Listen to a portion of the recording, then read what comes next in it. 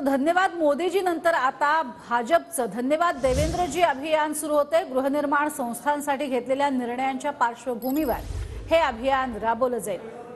स्वयं पुनर्विकास आणि पुनर्विकासाच्या निर्णयानंतर भाजपचं हे अभियान असणार आहे। मुंबईतल्या काळा चौकी परिसरामध्ये 20 फेब्रुवारीला भाजपकडनं जाहीर सभेचंही आयोजन करण्यात आलंय। देवेंद्र फडणवीस यांचा सत्कार करण्यासाठी एक जाहीर सभा असणार आहे।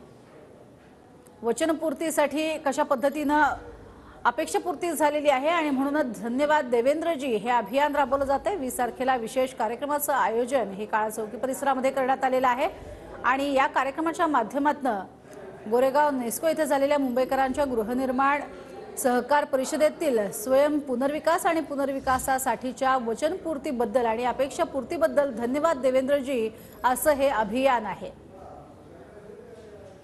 अधिक माहिती या संदर्भात घेणार आहोत। विनायक डावरुंग आमचे प्रतिनिधी आपल्या सोबत आहेत। विनायक, काय अधिक माहिती या संदर्भात?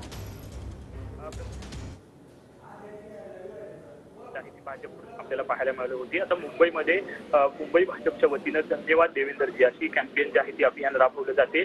आपण गेल्या वर्षी पाहिलं तर गृहनिर्माण परिषद जी आहे ती झाली होती। या गृहनिर्माण परिषदेमधल्या ज्या अपेक्षा व्यक्त मुंबईकरांनी केल्या होत्या त्यातले जवळपास 16 निर्णय जे आहेत ते देवेंद्र फडणवीस यांनी घेतलेले आहेत आणि त्यामुळे मुंबईकरांच्या वतीने भाजपने अशा कार्यक्रमाचं आयोजन जे आहे ते केलेलं आहे। धन्यवाद देवेंद्रजी असे पोस्टर जे आहेत मुंबईत सगळीकडे आपल्याला पाहायला मिळतात।